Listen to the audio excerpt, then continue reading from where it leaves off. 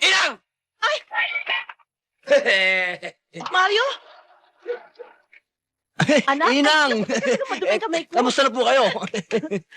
Mabuti naman at dalaw mo kami. Abay, siyempre, medyo sinuwerte po, kaya andito po ako ngayon. Si Brenda po. Nandun sa palengke. Sa palengke. Si Amang po, kamusta? Nandun sa kwarto, may sakit eh.